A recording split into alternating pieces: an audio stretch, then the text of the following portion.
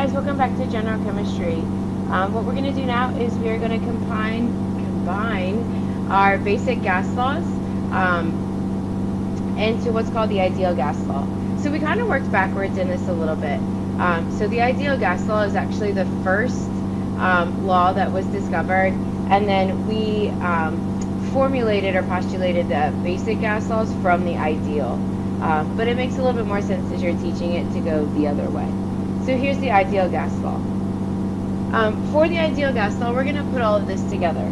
So if you guys look at the basic gas laws, I very conveniently made all of them proportional to volume. So I put volume on the left-hand side, and I put the other variables on the right-hand side.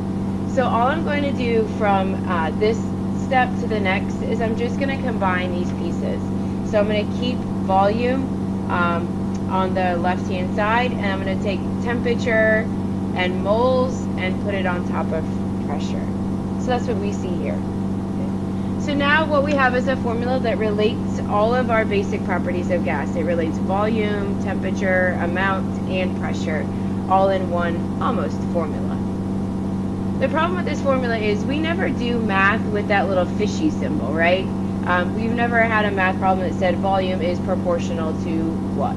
You have had volume is equal to what, right?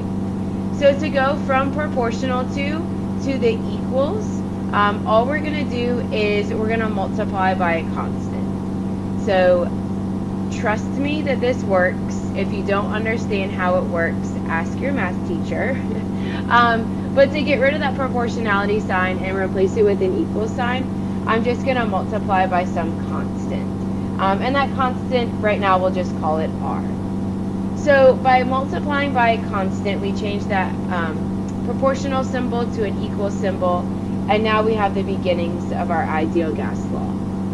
When you see the ideal gas law written in a textbook, it's usually not written with a fraction. We typically see it as follows. So here's our ideal gas law.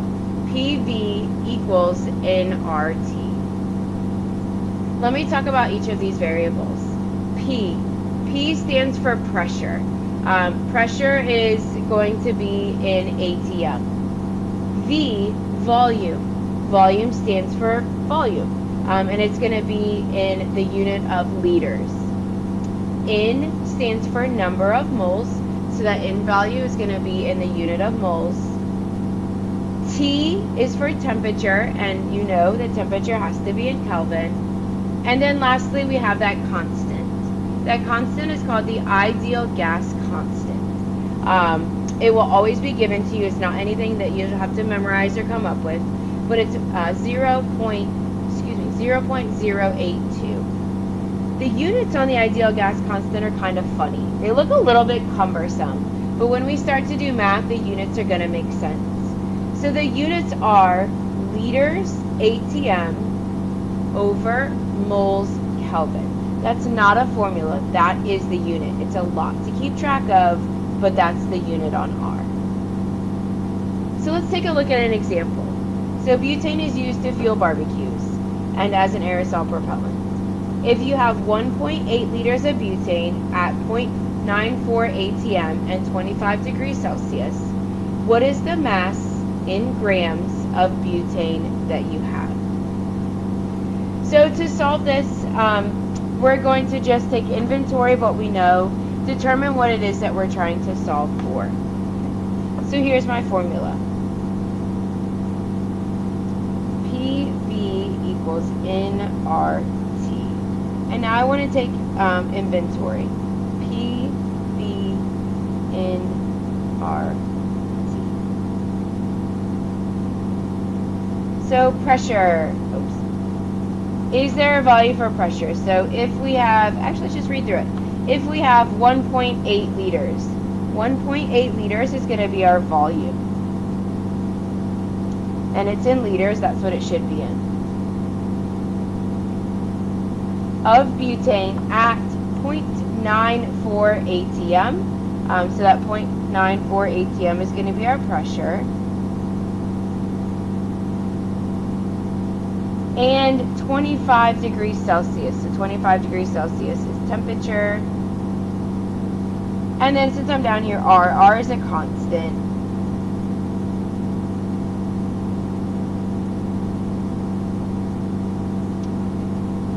So it looks like I'm probably going to be solving for moles. So let's go back to my question. What is the mass? Well, the unknown that we have in our formula right now is moles. But do we have a way to get from grams if we solve for moles? So I solve for moles. Do I have a mathematical procedure that's going to get me to grams? Of course I do. We're chemists, right? Moles to grams or grams to moles is easy. So let's first solve for a number of moles, and we'll worry about the rest later.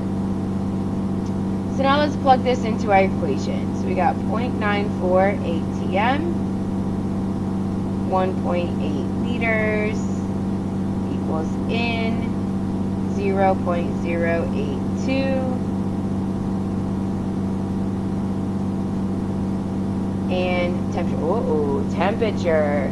Am I going to put 25 degrees Celsius into my equation? I am not. What am I going to put into my equation? Yeah, I've got to put that into Kelvin.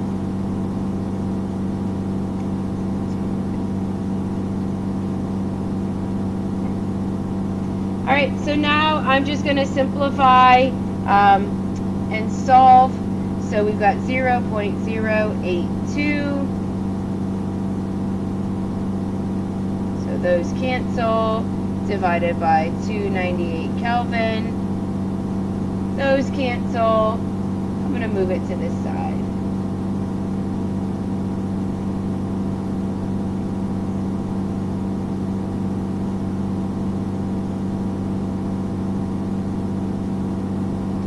Looking at my units here, here's where we'll see that R value is very helpful. I've got Kelvin on the bottom, Kelvin on the bottom, those cancel. I've got ATM, ATM, those cancel. I have liters, liters, those cancel.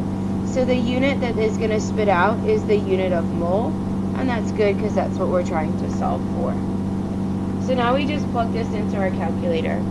0.94 times 1.8 divided by 0.082 times 298, and I get 0.069 moles. Now it's not asking for moles, it's asking for grams. So I have to do one more step. I have to take this 0.069 moles, and we need to know of what, right? So that is of butane.